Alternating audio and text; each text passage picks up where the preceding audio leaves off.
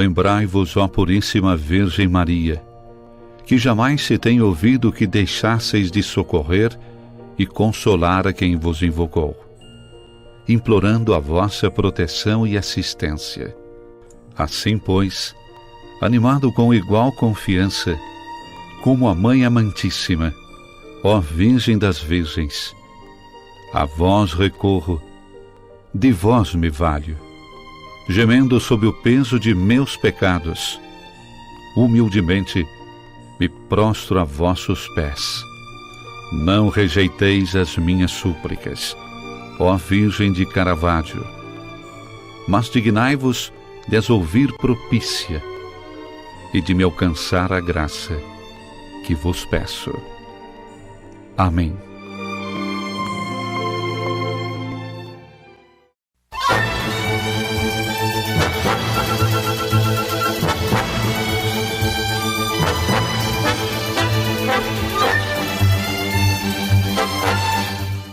Na alegria do Espírito Santo, nós saudamos a você que nos acompanha no programa Razões da Fé deste domingo, 24 de dezembro de 2023, aqui pela Rádio Miriam Caravaggio, 95.7 FM, sempre nesse primeiro horário, das 7 às 8 da manhã, ou também na reprise das 10 às 11 da noite, no Spotify da Rádio Miriam Caravaggio, sempre a partir das 9 horas da manhã de domingo, ou no YouTube e Facebook da Diocese de Caxias, sempre aos domingos a partir das 8h30 da noite, e também na TV Serra, canal 526 da NET, nas terças-feiras.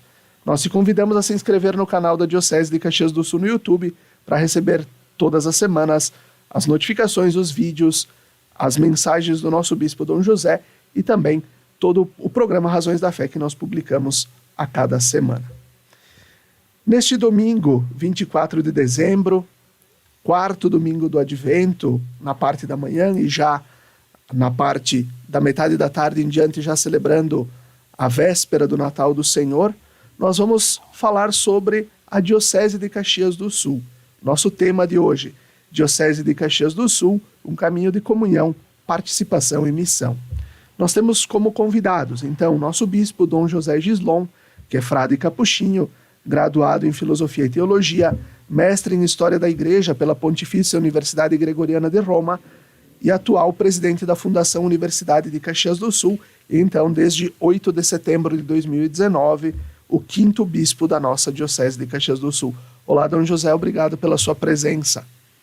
Obrigado, Felipe. Saúdo também todos aqueles que nos acompanham, o programa Razões da Fé pela Rádio Miriam.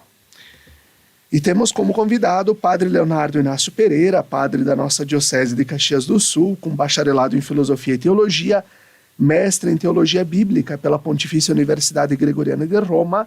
Atualmente tem a função de vigário-geral, coordenador de pastoral da Diocese e diretor da Escola Diaconal São Felipe. Olá, Padre Léo, obrigado pela tua presença. Olá, Felipe, olá, Dom José, olá, os queridos ouvintes da Rádio Miriam Caravaggio, e que com tanta assiduidade escutam este programa Razões da Fé. A gente sabe de tantas pessoas que vêm acompanhando e vêm se formando por meio desse veículo de comunicação. Muito obrigado pelo convite e minha saudação a todos. Perfeito. Dom José, a Constituição Dogmática Lumen Gentium, Luz dos Povos, sobre a Igreja, publicada em novembro de 64, no seu número 4, ela vai descrever a Igreja como um povo unido pela unidade do Pai e do Filho e do Espírito Santo. E nós estamos envolvidos num processo de sínodo, um processo sinodal que o Papa Francisco convocou lá em 2021 e a gente está no meio de todo este processo. Diante desse processo, o que ele, o processo que nós realizamos na nossa diocese, como ele nos ajuda a ser igreja? Bom, primeiramente, Felipe, eu penso retomando a questão da lumingência do Concílio Vaticano II, precisamos sempre ter presente que o Concílio representou também um passo muito importante na vida da Igreja, diante de toda uma realidade de uma humanidade que sofreu uma grande mudança, principalmente após a Segunda Guerra Mundial. O desenvolvimento dos meios de comunicação, a facilidade já de transporte, onde várias culturas se encontraram, justamente em questão de toda a realidade da guerra, criando também ou aproximando as pessoas de culturas e realidades diferentes. Isso mexeu muito com o modo de ser igreja, de ser cristão. E o Papa João XXIII era um homem do mundo diplomático que tinha residido em vários países, como núncio, né, da Santa Sé e tudo mais, tinha se envolvido muito na Segunda Guerra Mundial, principalmente na defesa dos perseguidos, etc. Ele viu toda essa realidade humana ferida pela violência da guerra, por todo esse contexto que afetou praticamente toda a humanidade. E ele, quando ele assumiu como Papa, justamente ele tendo presente toda essa caminhada da igreja, ele pôde perceber e colocou no seu projeto de governo que a igreja precisava, sim, dar uma nova resposta diante de uma mudança que estava acontecendo em toda a sociedade. Definir o papel da igreja e a missão da igreja no mundo diante desse novo contexto histórico que se vivia no mundo. E diante disso, ele convocou então o Concílio Vaticano II, que assustou muita gente quando foi convocado, mas ao mesmo tempo levou as pessoas a refletirem sobre e definirem ou refletirem sobre a caminhada da igreja. Era uma igreja onde se olhava do ponto de vista hierárquico. Às vezes o povo de Deus, o sacerdócio comum dos batizados, não era muito levado em consideração. A presença dos leigos na igreja como meros espectadores, não participantes, ativos, protagonistas da missão da igreja. E o concílio justamente ele trouxe isso, e trouxe com muita força, né? Esse termo, principalmente igreja, povo de Deus. E essa igreja, povo de Deus, ele trouxe toda uma nova dimensão no ser igreja, onde os leigos, não só pessoas batizadas, participantes da vida da minha igreja, ou assistindo à caminhada da igreja, mas membros ativos da igreja, povo de Deus, exercendo as lideranças, né, ministérios, etc. Então, isso deu uma vida nova à igreja como um todo, né, a própria questão de poderem se expressar liturgicamente na própria língua, a participação na missa, as respostas. Quer dizer, você não ia mais assistir a uma celebração eucarística, você ia participar de uma celebração eucarística. E isso mudou muito na vida da igreja. A questão da catequese, toda essa realidade, digamos, onde os leigos deixaram de ser meramente espectadores para se tornarem protagonistas. E isso, acho que foi um passo muito importante na vida da igreja. Quantas lideranças, né? Quantas pessoas se envolveram na catequese, nas equipes administrativas, digamos, como ministro extraordinário da Sagrada Comunhão Eucarística, o resgate do diaconato permanente na vida da igreja, né? O papel dos jovens também na questão da igreja, que são todas realidades muito bonitas, que trouxeram vida nova à igreja.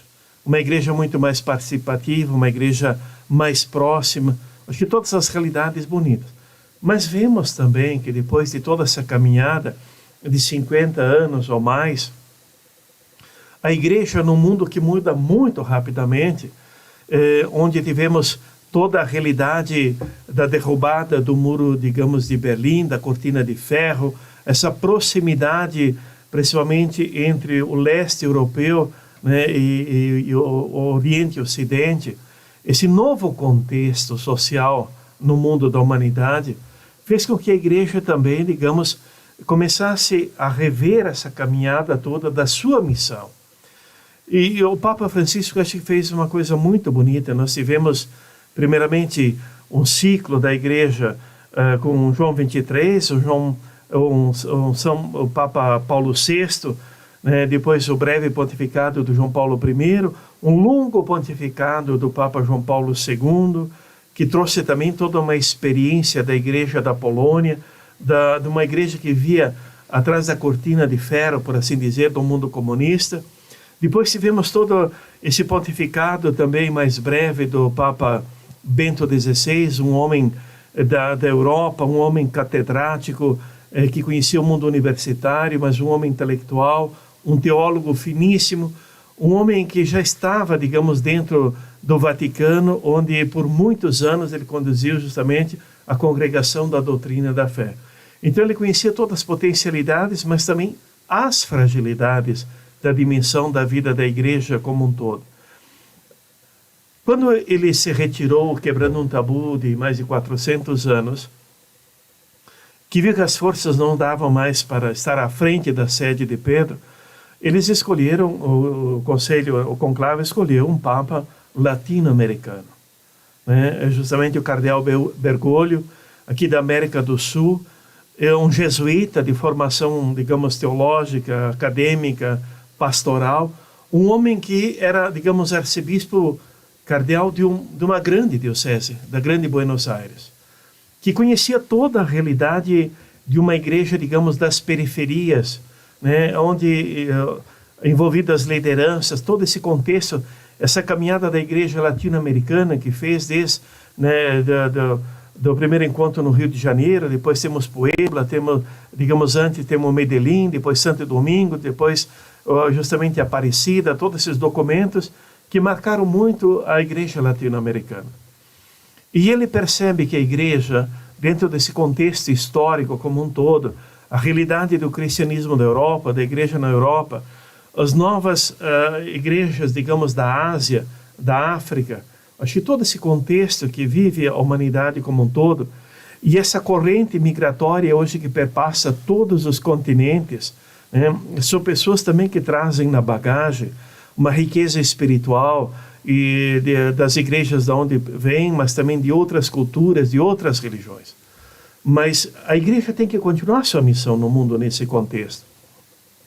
E o Papa Francisco, olhando tudo isso, olhando também essa realidade do mundo em mudança, toda essa parte da salvaguarda da criação, ele começa a preparar a igreja para ser uma igreja em saída, que ele pontuou desde o começo, uma igreja missionária, uma igreja de portas abertas, uma igreja acolhedora, né? Uma igreja que sabe ser mãe, né? É uma igreja que tem o rosto, né, do pai, mas também um coração de mãe na realidade do povo de hoje. E em cima disso ele prepara a igreja para celebrar o sínodo. E começa justamente ouvindo as bases. Né? Ouvindo as bases, envolvendo também os leigos e leigas. Esse sacerdócio comum da igreja. E foi tão bonito, porque embora prejudicada pela pandemia, de certa forma, na caminhada preparativa e tudo mais, mas na primeira assembleia do sínodo que aconteceu agora em outubro, nós vimos o quanto foi importante a participação de homens e mulheres, de diáconos permanentes, de religiosos, religiosas, os leigos, as leigas, não só meros espectadores do sínodo, mas participantes ativos da Assembleia Sinodal, podendo votar, manifestando opiniões, tudo isso. Eu creio que aqui eu acho que é um momento para rendermos graças a Deus. Porque é um momento em que nós, como igreja, nos colocamos na escuta de Deus, mas também abrimos o nosso coração para deixar que o Espírito Santo ilumine os nossos passos de igreja, povo de Deus, a caminho da casa do Pai. Porque se nos fecharmos na nossa autossuficiência, nós perdemos, por assim dizer, o fio condutor da nossa história e o fio condutor de que trabalhamos num projeto de Deus, não num projeto humano. Porque a igreja não nos pertence, nós somos parte da igreja. Né? E a igreja tem uma missão que é anunciar o reino de Deus, anunciar o evangelho, viver a sua ação missionária no mundo em todos os momentos da sua história. Nós passamos, a igreja continua com a sua missão. E nós sim, eu acho que em cada um de nós pode ser protagonista no seu tempo e nesse momento, na caminhada da vida da igreja, como aconteceu ao longo desses 2000 anos. Mas para isso nós devemos somar com a igreja, nos sentirmos igreja. Porque se nós estamos na igreja, mas não nos sentimos igreja, ou queremos ser uma igreja independente com o nosso pequeno grupo, nosso pequeno movimento, nós acabamos fragilizando a caminhada da igreja e, acima de tudo, nos segregando dessa caminhada de comunhão da igreja. E eu aprendi com os ensinamentos de São Francisco, que também era um momento muito conturbado da Idade Média, né, toda a questão das cruzadas e tudo mais. E São Francisco deixou um grande legado de comunhão, né? Num tempo que tinha tantos grupos que questionavam o papado, queriam reformar a igreja, E ele começou justamente ouvindo o crucificado, o Cristo despojado da cruz. Mas ele também peregrinou de Assis a Roma, a pé, para pedir ao Papa se podia viver o Evangelho no seu tempo, e ele queria viver o Evangelho justamente em comunhão com o sucessor de Pedro. Eu penso que essa é uma grande lição que Francisco deixou para todos nós, né? A gente caminhar, dar pequenos passos, mas caminhar juntos. Porque às vezes nós queremos voltar ao passado, em vez de ter um olhar de esperança em relação ao futuro, de caminharmos juntos. E eu acho que isso é muito forte, né? Lembrando também de toda a dimensão, os desafios dos apóstolos de Cristo, de Jesus, que convidou-os, preparou-os para a missão, e alguns deles também tiveram o desafio de querer voltar, abandonar a caminhada com o Senhor e voltar, digamos, para as redes, para os barcos, para a banca de impostos, porque às vezes a proposta do Evangelho que Jesus fazia era uma proposta difícil.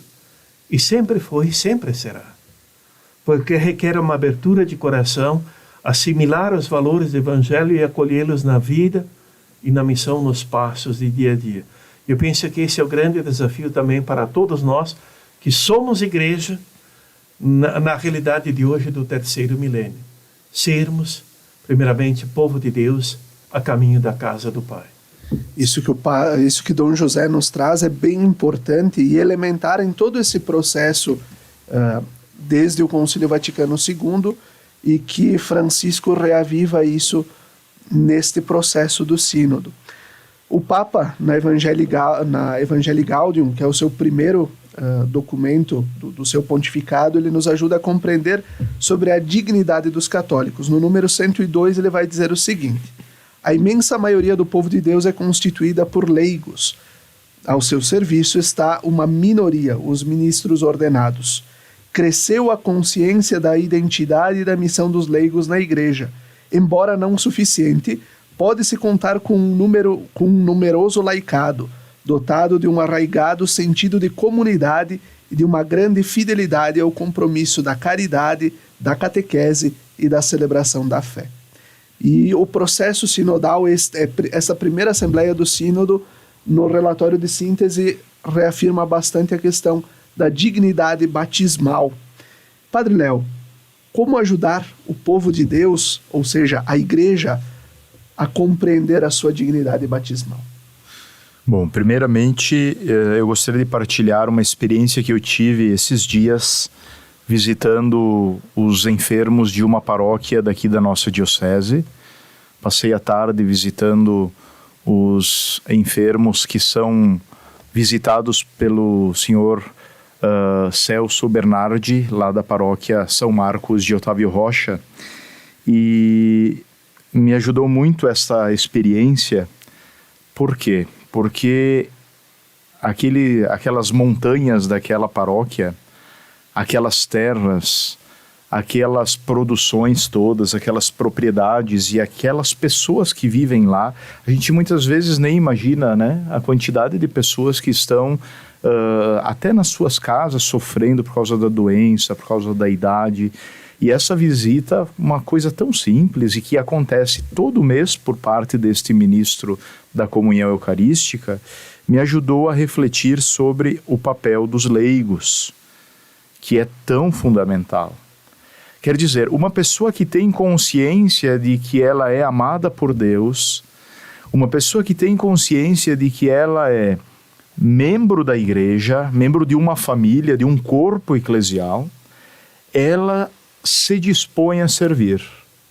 É o caso desta pessoa que me acompanhou nestas visitas e como foi importante para aquelas pessoas idosas e doentes receberem a Eucaristia, a unção dos enfermos, a presença do sacerdote, enfim.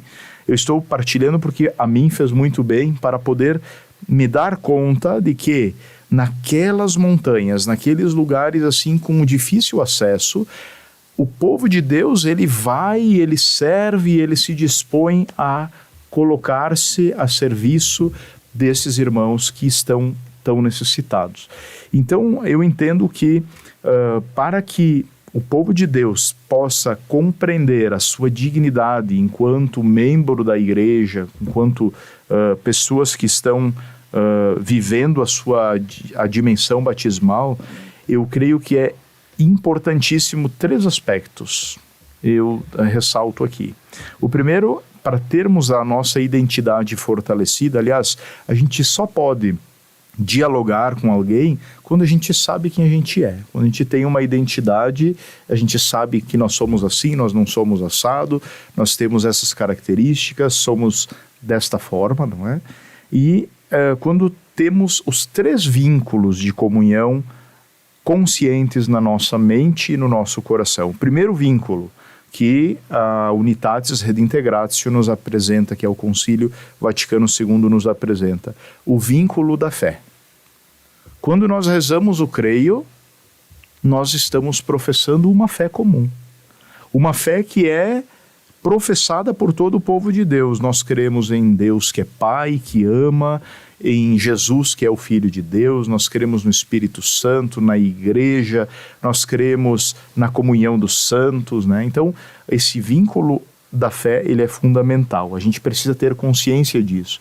E não muitas vezes, como fazemos, rezar o creio assim, simplesmente como uma fórmula pronta, né? Na verdade, é uma fórmula que carrega em si 2000 anos de história, né? Então, nós professamos esta fé.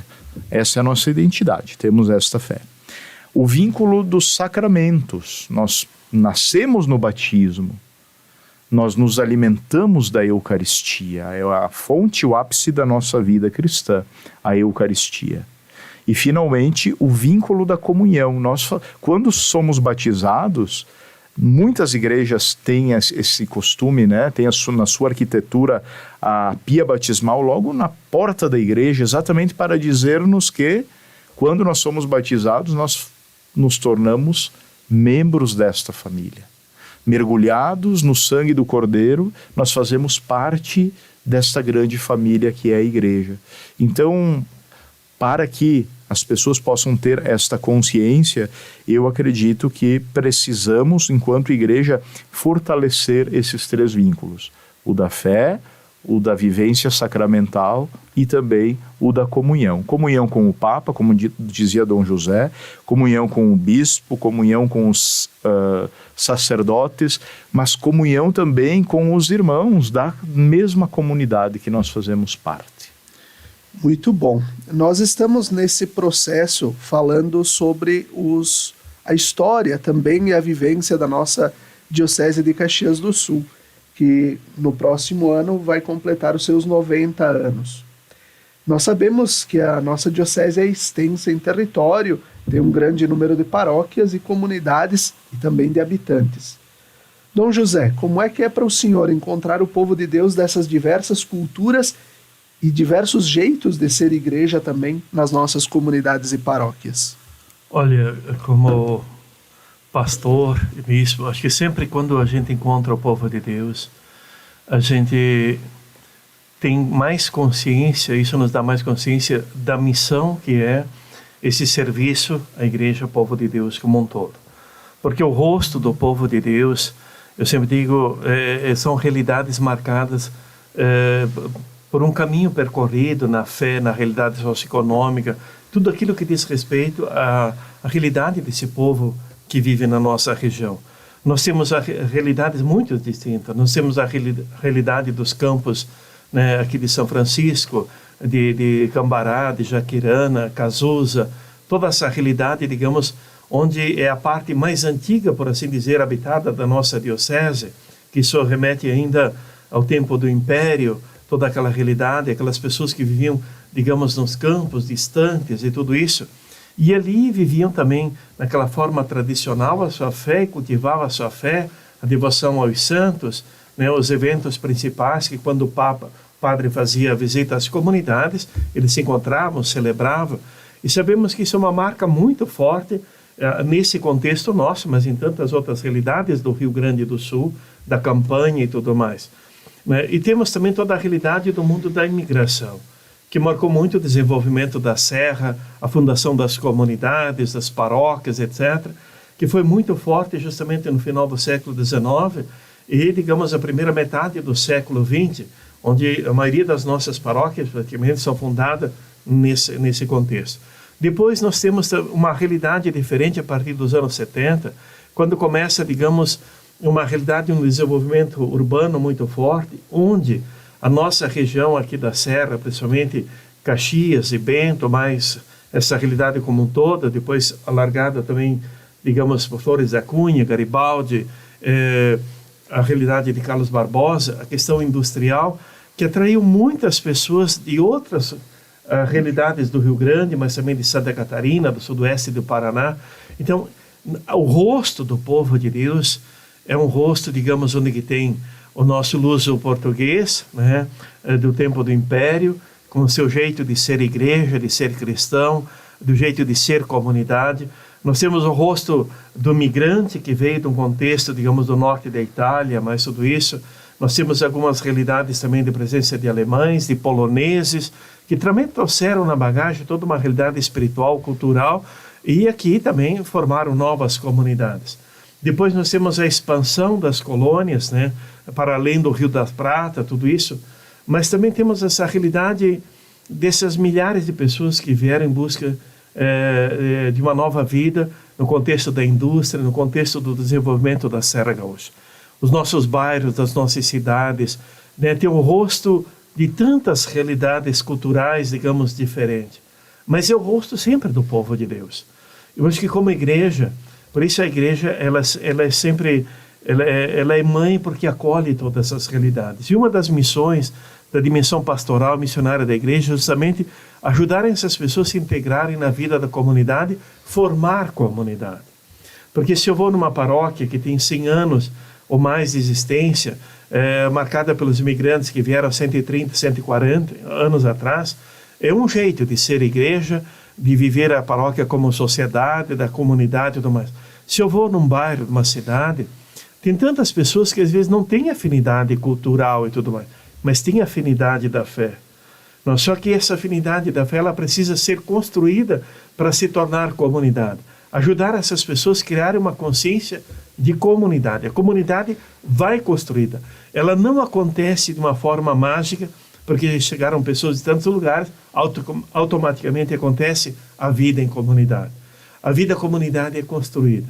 E aqui é muito importante a dimensão das lideranças, a dimensão do sacerdote, do diácono, do religioso, que é ajudar essas pessoas a se encontrarem em comunidade, se sentirem em comunidade e celebrarem também a vida de fé em comunidade. E a nossa diocese de Caxias do Sul, principalmente depois dos anos 70, 80, ela passou por essa grande experiência e continua passando. Com menor intensidade, porque o fluxo de imigração interna hoje diminuiu bastante, mas nós temos novas realidades.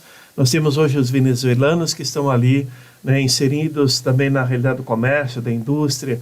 Nós temos as pessoas que vêm de outras realidades ainda, quando é o termo da colheita das frutas e tudo mais. Então nós temos realidades sim, que requer sempre da igreja essa abertura para acolher. Né?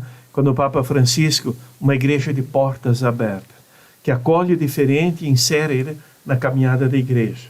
E eu tenho visto por aí algumas paróquias onde eu vou, comunidades, crisma, quantas pessoas, jovens, adultos, que vieram de fora, de outras realidades, que estão se inserindo na igreja, também buscando os sacramentos na igreja e sendo preparadas pelas lideranças, pelas catequistas, para que possam se inserir também numa caminhada celebrativa da vida da igreja, recebendo também os sacramentos na igreja. Eu penso que tudo isso faz com que a nossa diocese tenha tantas realidades diferentes, mas ao mesmo tempo temos uma coisa bonita, essa disponibilidade dos nossos leigos e leigas de se colocarem a serviço do Evangelho também nas nossas comunidades. Quantas mil, digamos, zeladoras de capelinhas nós temos na nossa diocese? Quantas catequistas, né? São milhares de catequistas, ministros e ministras extraordinários da Sagrada Comunhão Eucarística. Nós temos as equipes administrativas, conselhos pastorais. Nós temos toda essa realidade, digamos, muito dinâmica, né? Os pastorais, os movimentos que estão a serviço das nossas comunidades, a serviço da igreja. E graças a isso, a igreja pode marcar presença em tantas comunidades, às vezes reduzidas. Eu tive uma experiência no próprio sábado passado, quando eu fui no interior de Cambará ministrar o sacramento da confirmação, unção com o Santo Crisma. Uma realidade que não conhecia, né? Mas lá também tem um povo de Deus que celebra a sua fé. Até eu disse que o Natal para mim vai ter um outro sentido, porque eu tive a oportunidade de estar lá e ver, conhecer o rosto daquele povo de Deus que lá também celebra a sua fé. Assim como temos em Cazuza, Rincão dos Cref, em tantas outras realidades. A gente vai lá no interior de São Jorge, Guabiju, né? Mas ali está o povo de Deus. E esse povo de Deus que celebra a sua fé, né? Que cultiva a sua espiritualidade, e, acima de tudo, que vive a sua dimensão de povo de Deus inserido no contexto do mundo do trabalho, no mundo da comunidade, né? Com todos os desafios do dia a dia, mas também levando no coração a força da fé e a força da esperança que nos motiva a continuarmos a nossa peregrinação nesse mundo. Perfeito. E assim a gente conclui o primeiro bloco do nosso programa Razões da Fé deste domingo, 24 de dezembro. Fique com a gente, até daqui a pouco.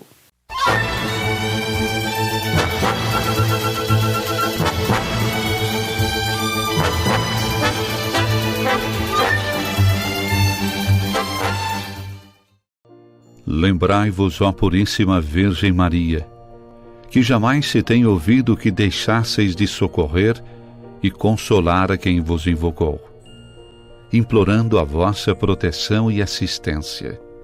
Assim, pois, animado com igual confiança, como a Mãe Amantíssima, ó Virgem das Virgens, a vós recorro, de vós me valho, gemendo sob o peso de meus pecados, humildemente me prostro a vossos pés.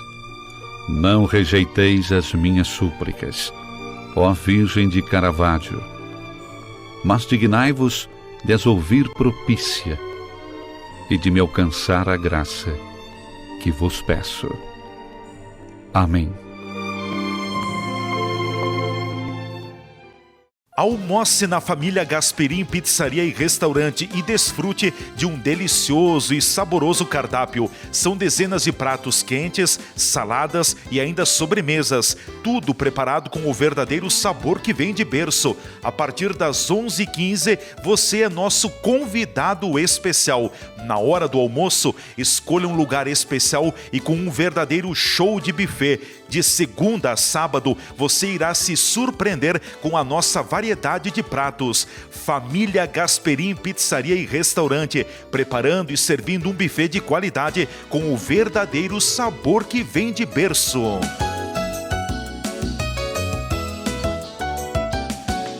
A receita de um grande amor é carinho e saber a hora certa de esquentar a relação. É sempre inventar coisas juntos e misturar as histórias de cada um. Todo grande amor foi feito para durar. E você, está pronto para um relacionamento sério com as suas panelas inox? Tramontina, o prazer de fazer bonito. Vem cá, você está interessado em recuperar os seus dentes fixos?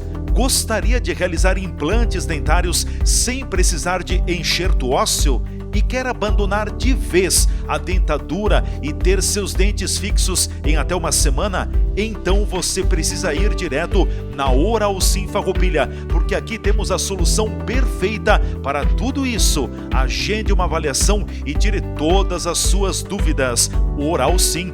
Nossa missão é transformar sorrisos. Avenida Júlio de Cacilhos, 1343, Centro. Fone 54 3771 0210.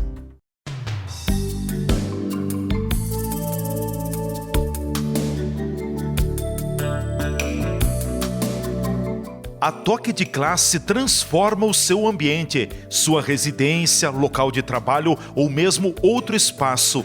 Dê vida, dê uma repaginada e deixe seu ambiente diferenciado, aconchegante e com aquele visual que você merece. A loja Toque de Classe conta com uma equipe especializada que te ajudará a criar e decorar o seu espaço. Temos centenas de opções de artigos decorativos e também louças para deixar a sua mesa ainda mais bonita. Venha até a nossa loja e escolha os itens que você deseja. Toque de classe, porque um toque muda tudo.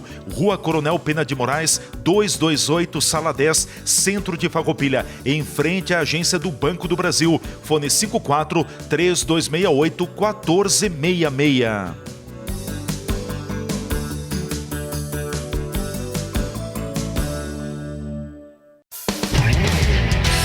Estas imagens que você está vendo aí são das 4 unidades do Grupo Bigfer no país. Nossas fábricas têm mais de 100 mil metros quadrados de área construída e estão instaladas em Farroupilha, no Rio Grande do Sul, em Curitiba, no Paraná e em Votuporanga, em São Paulo. Somos o maior fabricante de acessórios para móveis da América Latina. Produzimos mais de 10 mil itens que atendem aos mercados moveleiro, metal mecânico, linha branca, metais sanitários e supermercadista no Brasil e no exterior. Temos frota própria, o que agiliza a entrega dos produtos de nosso catálogo para clientes de todo o território nacional. Estamos andando no caminho certo.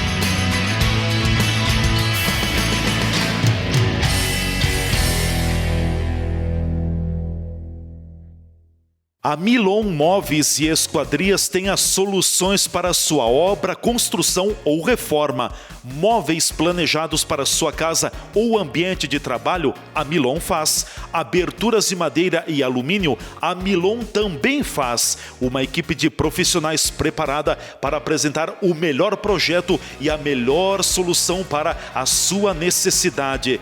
Tradição, qualidade e experiência é com a Milon. Há mais de 43 anos, marcando presença na sua vida. Em Nova Milano, Rua Ismael Piazza, 450. Fones 54-3268-0550 e 984-34-8117. De segunda a sexta-feira, sempre às 17 horas e aos domingos às 11 horas, acompanhe a transmissão da Santa Missa direto do Santuário de Nossa Senhora de Caravaggio. Fique ligado na TV Serra, canais 26 e 526 da NET Claro, no Facebook TV Serra Farroupilha ou então conectado ao nosso site www.tvserra.tv e reze conosco. Na Palavra de Deus e na Eucaristia, alimentamos nossa vida e fortalecemos nossa caminhada. Missa direto do Santuário de Nossa Senhora de Caravaggio na sua TV Serra. Momento de oração, fé e devoção na padroeira da Diocese de Caxias do Sul e da cidade de Farroupilha. Patrocínio Tramontina, o prazer de fazer bonito. TV Serra, levando o Santuário de Caravaggio até você.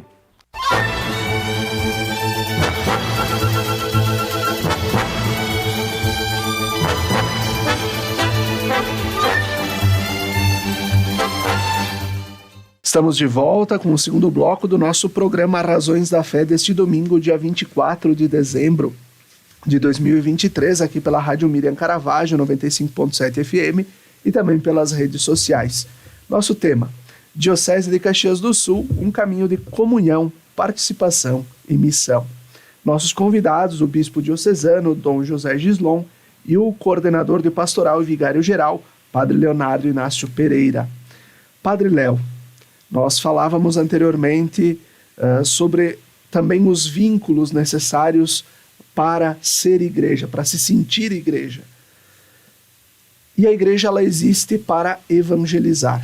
Diante disso, quais são os principais desafios pastorais da nossa Diocese de Caxias do Sul?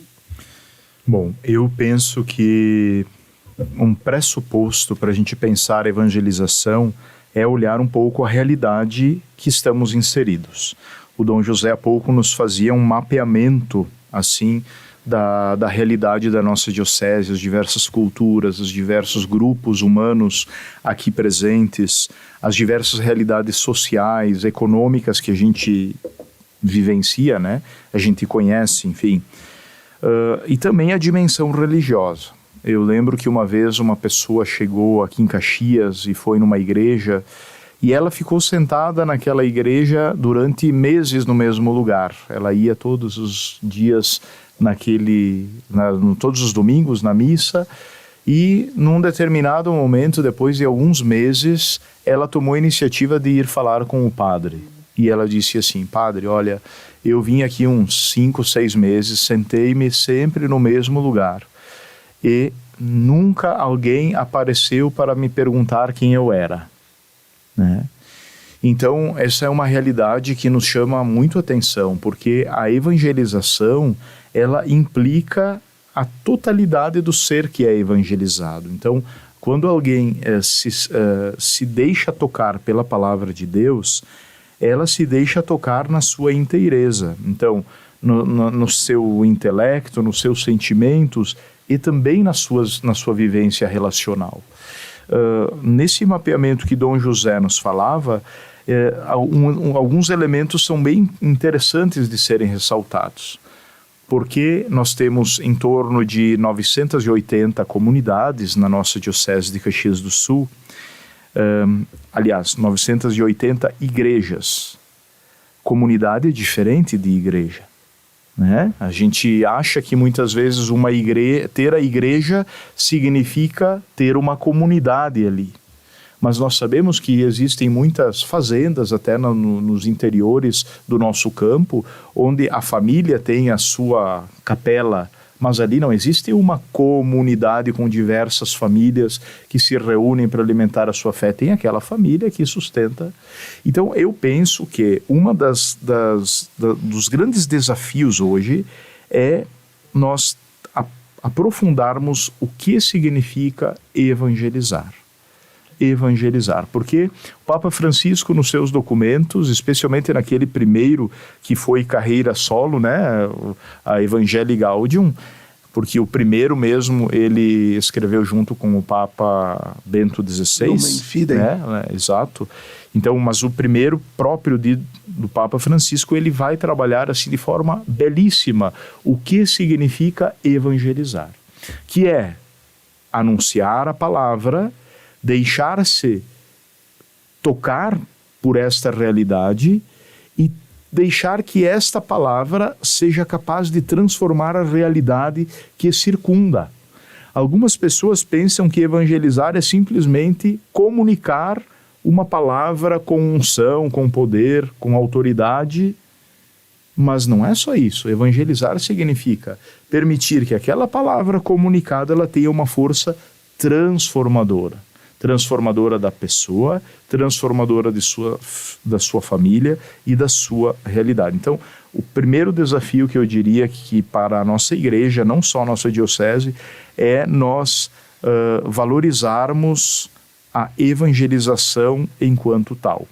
Porque nem sempre, a dimensão da tradição ela é fundamental, mas nem sempre eu ter nascido num berço católico significa que eu seja católico e entenda a vida da comunidade como é uma comunidade, uma igreja, com aqueles 3 vínculos que no bloco anterior eu partilhava.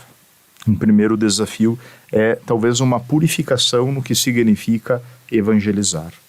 Segundo ponto que eu acho que é essencial é que as nossas comunidades, e esse é um desafio para toda a nossa igreja, mas para a nossa diocese também, é que as nossas comunidades sejam espaços de acolhida. O sínodo vem trabalhando muito essa realidade, né, do acolhimento. Como nós acolhemos os irmãos. Né? As pessoas, aqui eu dei o exemplo daquela moça que ficou tantos meses sentando-se no mesmo lugar, até para mostrar para as lideranças daquela comunidade que ela existia. Né? Então, a questão do acolhimento, um desafio tremendo nos tempos de hoje. Que não é só receber na igreja e entregar o folheto da missa. Acolher significa saber o nome, a cor do olho, a gente ter uma proximidade, saber dos problemas que essa família está enfrentando. Conhecer o tom de voz. E por isso é realmente exigente. A evangelização, quando toca, ela toca tudo, né? E eu diria ainda um terceiro desafio, e assim eu concluo, tem muitos outros, mas eu destacaria esses 3, é como ser comunidade. Como a gente pode ser comunidade a serviço dos pobres. Porque o Papa Francisco, ele, logo que assumiu o seu pontificado, ele disse assim: eu quero uma igreja pobre para os pobres. Então, como nós, enquanto comunidade de fé, podemos ter esse olhar para os mais necessitados? Porque talvez não seja o mais necessitado, pode ser aquele que não tem o que comer, não tem onde morar, não tem um trabalho, mas também pode ser aquela pessoa que está com depressão, que está sozinha, que está abandonada, que está num lar, num asilo, ou está num espaço de acolhimento do governo, né? Então, como que essa comunidade, ela tem o olhar para esta realidade, que é uma realidade querida por Jesus. Ele quer olhar para estas pessoas com especial atenção. Então eu diria isso, né? Então, como organizar tudo isso é o trabalho da pastoral da nossa igreja. Então, a evangelização, a liturgia que está implícita na evangelização, o acolhimento das pessoas e a formação das comunidades para servir os mais pequenos. Eu sigo com o Padre Léo nessa tônica. Padre Léo aponta esses nossos desafios e recordando que Dom José, o mapeamento de Dom José no bloco anterior, falando sobre as diferentes realidades do povo de Deus na nossa diocese. Como a gente pode, Padre Léo, caminhar juntos nessa igreja diocesana, na unidade, considerando a diversidade dos dons e carismas, né? Já existe um belo trabalho que os movimentos fazem de trabalho, um caminho de unidade. Como é possível a gente também inserir as pastorais sociais, as pastorais, os projetos todos, que eu acho que é isso também uma das tônicas da própria coordenação de pastoral. Há poucos dias nós tivemos a Assembleia do Povo de Deus aqui na nossa diocese, no Santuário de Caravaggio. Em torno de umas 200 pessoas estiveram presentes, padres, religiosos e a maioria leigos e leigas que estiveram ali nos ajudando a pensar como podemos ser esta igreja acolhedora a serviço dos irmãos mais necessitados. E agora, olhando os relatórios, a gente vai percebendo tantas coisas que o Espírito Santo suscitou ao longo daquela manhã de formação e encaminhamentos. Acho que uma das coisas importantíssimas que precisamos crescer é na escuta deste povo. Na escuta, porque talvez a gente não vá conseguir fazer coisas muito extraordinárias, como planejamento para os próximo ano, né? Mas as ideias que foram suscitadas das pessoas que estão à frente do povo de Deus naquelas respectivas comunidades nos dão como igreja, como organização da igreja na coordenação de pastoral, um olhar atento para essas realidades, porque uma coisa é a realidade de São Francisco de Paula, outra coisa é a realidade de Garibaldi, Carlos Barbosa, outra coisa é a realidade de Nova Prata, de Flores da Cunha. São realidades diferentes, necessidades diferentes, e que vai implicar para a nossa coordenação de pastoral este próximo ano, que vamos iniciar, um exercício gigantesco de visitações às realidades, aos conselhos, e especialmente a rearticulação dos conselhos paroquiais e comunitários. Essa é uma prioridade que a gente está percebendo de extrema urgência em nossa Diocese de Caxias, né? Especialmente as paróquias e comunidades que não têm conselho, esta deverá ser a grande instância de escuta das necessidades do povo daquelas realidades, para a gente poder formar, acolher e missionar. Perfeito, Padre Léo. Dom José, então, como falávamos, nós estamos às portas de celebrar os 90 anos da nossa diocese, em 8 de setembro de 2024. O que dizer dessas 9 décadas e como olhar o horizonte?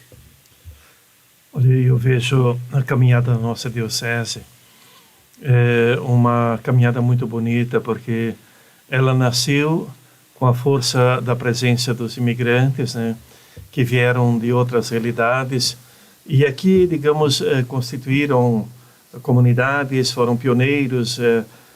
Não era só a questão da igreja, espaço, celebração, mas era também hospital, era escola, era tudo aquilo que envolvia a vida do povo de Deus como tal. Em cima disso, né, nós temos que ter presente que no Rio Grande, na época, ainda só tinha a Arquidiocese de Porto Alegre, a Diocese de Santa Maria, Pelotas e a Prelazia de Uruguaiana, que toda a nossa região aqui da Serra, em parte, pertencia ou à Arquidiocese de Porto Alegre ou, então, à Diocese, uma parte, de Santa Maria. E quando as pessoas começaram a se mobilizar justamente para criar essa diocese, a gente soube que teve resistências, né? Mas as pessoas foram bastante persistentes. Você imagina que em pouco tempo chegaram aqui, montaram as comunidades e constituíram também uma diocese nessa realidade. Então foi um passo bastante importante. E eu penso que toda essa caminhada de 90 anos, ela teve a marca muito forte dos bispos que aqui, né, estiveram à frente da diocese, lembrando do primeiro bispo, Dom José Baré, que praticamente lançou as bases de toda a diocese, no campo da formação, com o seminário também, Aparecida, com toda essa realidade que envolve também a formação dos presbíteros, do presbitério, mas também, digamos, as dezenas de congregações religiosas masculinas e femininas que se fizeram presentes na diocese, né, no passado também com seminários, casas de formação, atuando fortemente no campo da educação, no campo da saúde. Acho que tudo isso é uma marca que ainda temos na nossa diocese, fruto de toda essa caminhada histórica, que em cada momento, digamos, teve as suas exigências. Imagina que uma diocese criada ali às vésperas praticamente de começar a Segunda Guerra, tudo aquilo que significou o período da guerra, também no contexto aqui da própria realidade diocesana, marcada fortemente por uma cultura italiana, vêneta. Depois, o pós-guerra, essa nova realidade da expansão aqui, do crescimento das comunidades, novas paróquias, mas também começou nesse período uma forte migração daqui, já antes, na Primeira Guerra, para a região, digamos, da região de Erechim, depois o oeste catarinense, o sudoeste paranaense, que levam praticamente muito forte a marca da cultura aqui da Serra Gaúcha, né, dessa realidade aqui. E, então, esse espírito de pioneiro, de desbravador muito forte no nosso povo de berço, ele também foi uma marca que foi acontecendo em outras realidades. Mas isso também temos na nossa diocese hoje. Eu acho que temos um povo assim que tem essa marca histórica, essa herança dos antepassados, e ao mesmo tempo esse olhar para a realidade de hoje, né? Os desafios também no campo da espiritualidade, da questão da vida familiar, né? A vida de fé em família também, eu penso que passa por um momento de reorganização e acima de tudo de redefinição. Nós não temos mais, digamos, a comunhão muitas vezes na própria família, né, de fé, temos realidades diferentes. Mas, historicamente, também tivemos todo o envolvimento da diocese em várias situações importantes aqui da Serra Gaúcha, a criação da própria universidade, foi uma marca forte também da diocese, a presença da diocese, como outras questões que envolveram toda a nossa realidade diocesana, né? Os longos períodos, digamos que os nossos bispos tiveram à frente, principalmente se olharmos Dom José Baré, depois Dom Benedito, o Dom Paulo Moreto, e eram bispos praticamente que conheciam a realidade aqui, que eram filhos dessa igreja diocesana, né, conheciam toda a cultura, toda essa realidade aqui. O que nós podemos perceber? Que a Diocese de Caxias sempre foi uma igreja também aberta à missão, né, o espírito missionário, foi uma igreja onde os padres puderam trabalhar em outras realidades do Brasil, também fora, e trouxeram para a nossa igreja diocesana também essa experiência missionária. Foi uma igreja que teve muito atenta sempre à formação e à especialização do clero, né, enviando padres para estudar em outras universidades fora aqui do Brasil, além do Brasil, e trouxeram também para a nossa realidade diocesana, para a formação do povo de Deus, também aquilo que receberam ou acolheram dentro de uma caminhada de estudo feita fora do contexto da nova diocese. Mas uma igreja também que pode contar muito com a presença dos religiosos, né? No campo da educação, no campo da saúde, essa riqueza dos carismas dos religiosos, né? Que marcou muito a nossa igreja diocesana, o campo da comunicação, da imprensa, da rádio, da televisão. Eu acho que tudo isso ajudou muito a nossa caminhada, digamos, da igreja, mas de toda a realidade, digamos, social da Serra Gaúcha. Ela é muito marcada por todo esse contexto como um todo. E uma igreja também que enfrenta os desafios nesse momento histórico, né? Ainda implantando o Concílio Vaticano, onde agora temos todo o desafio da questão do diaconato permanente, da escola diaconal que está ali, que é uma realidade, desse grupo que está se preparando, né, para serem também diáconos permanentes na nossa igreja, além da caminhada, digamos, da formação de novos presbíteros, né? Hoje nós não estamos mais num contexto de família com muitos filhos, onde tinha todo um conceito de alguém abraçar o ministério presbiteral, a vida consagrada na família. Hoje nós vivemos também essa nova realidade do mundo da secularização, mas é nesse contexto que caminha o nosso povo de Deus. E é nesse contexto que a igreja também tem que dar respostas e continuar seu papel justamente de evangelização. Então, se nós olharmos hoje, temos uma igreja que fez a sua história, construiu grandes monumentos, as igrejas que temos ali, eu digo os templos e tudo mais. Acho que uma marca da fé dos imigrantes, das pessoas que passaram aqui, viveram, tanto na realidade de São Francisco, Jaquirana, que nós fomos, ou Cambará, mas também essa realidade aqui, digamos, de Caxias e de entorno, mas também para além do Rio das Antas, você vai a Antônio Prado, uma Nova Roma. Acho que essa é a realidade e o rosto da Igreja Povo de Deus. Mas o rosto dessa Igreja Povo de Deus, ele foi levado também para outros lugares, né? Para a realidade da Diocese do Alto Uruguai Gaúcho, Diocese de Erechim, Frederico, mas o oeste catarinense, o oeste paranaense, toda aquela região de Cascavel, tem o rosto também da igreja aqui da Serra Gaúcha, desse povo de Deus.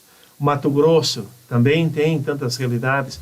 Então nós podemos olhar assim que foi uma igreja, digamos, nesses 90 anos, que trabalhou fortemente para cuidar da realidade desse povo de Deus a caminho nesse contexto, mas também ajudou a criar o rosto, moldar o rosto de outras igrejas particulares no Rio Grande do Sul, mas também no Paraná, Santa Catarina, no Mato Grosso do Sul, no Mato Grosso do Norte, Rondônia, em tantos outros lugares onde esse povo de Deus também saiu daqui para recomeçar a vida em outros lugares, sendo protagonista também em outros lugares. Eu acho que isso é muito bonito, porque nós vemos o Santuário de Caravaggio, hoje, quantas pessoas que vêm de outros lugares, porque, embora não nasceram aqui, mas beberam na fonte da vida espiritual familiar, também a devoção de seus pais, dos seus avós, e hoje vêm peregrinar esse santuário, trazendo justamente essa herança de fé, de família, que foi cultivada aqui nessa realidade nossa da Diocese de Caxias do Sul, mas levada também para outras dimensões e, digamos, e passada para as novas gerações.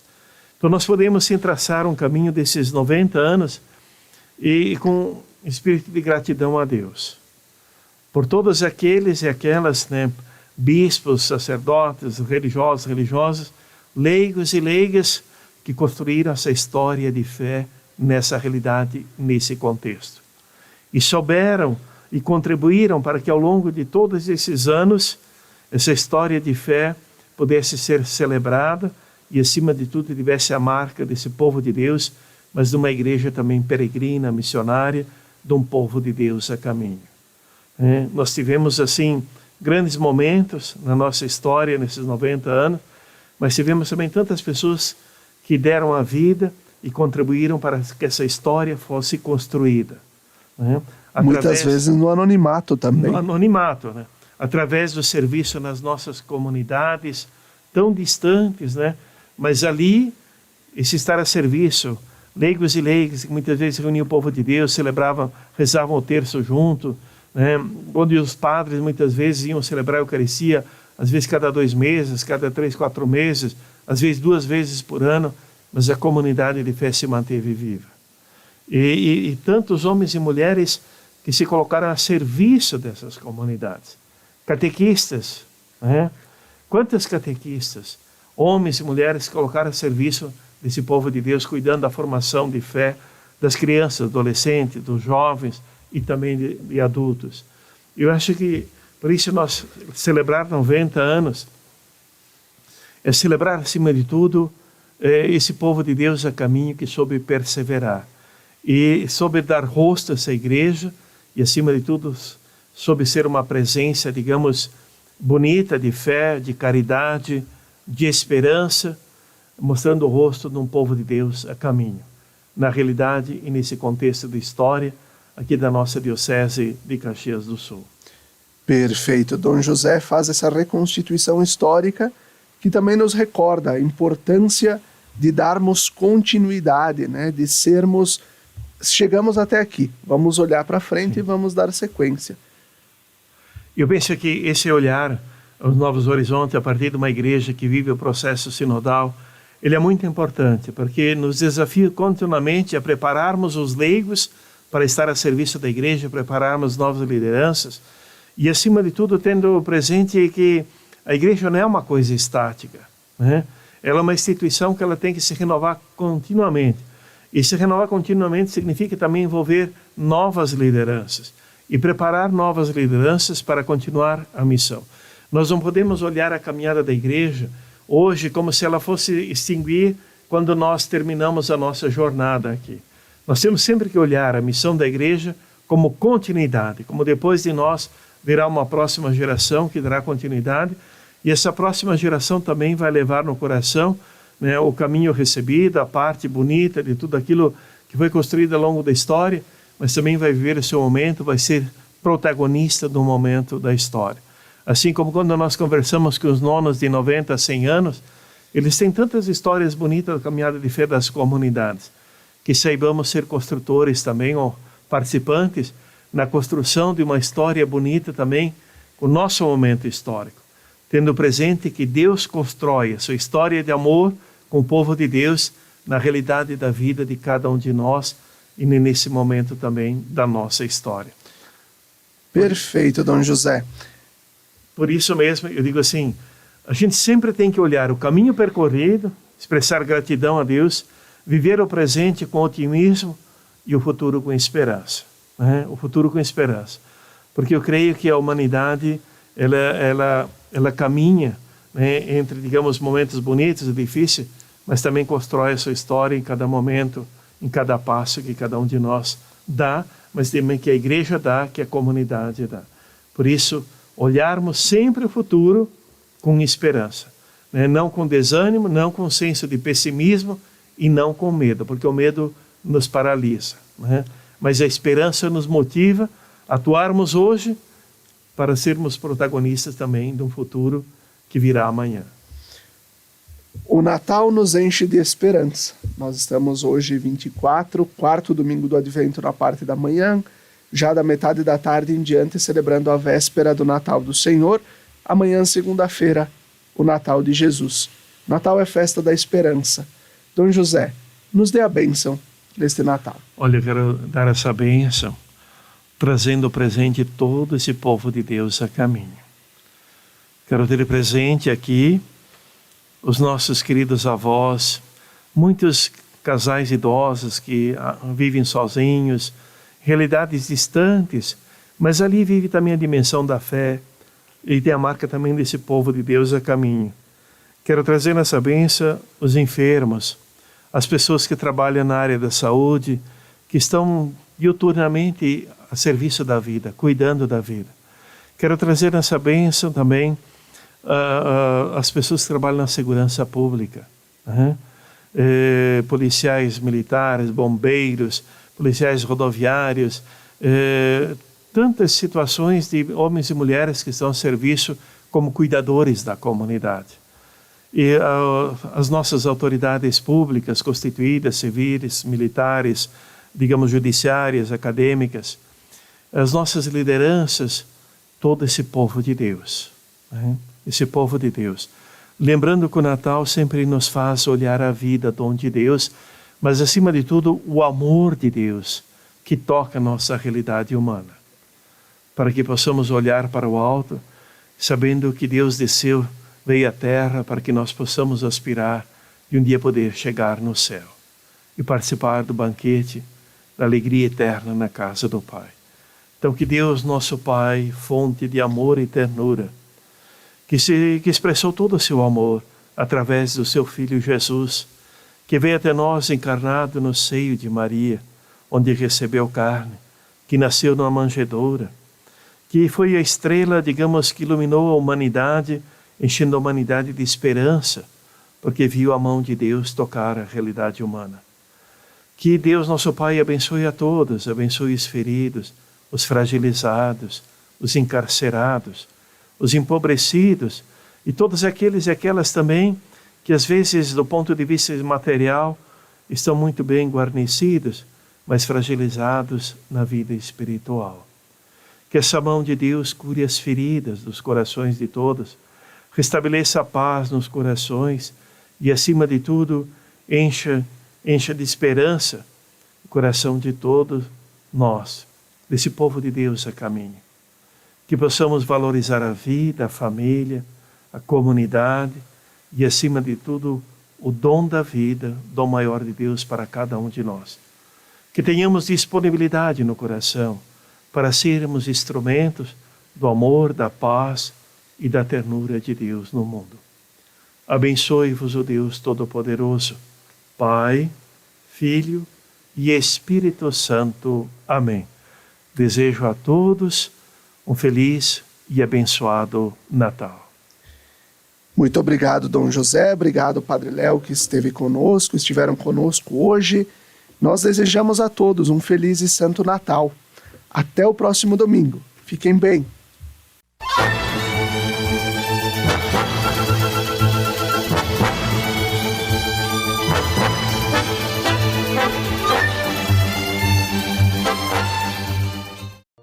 Lembrai-vos, ó Puríssima Virgem Maria, que jamais se tem ouvido que deixasseis de socorrer e consolar a quem vos invocou, implorando a vossa proteção e assistência.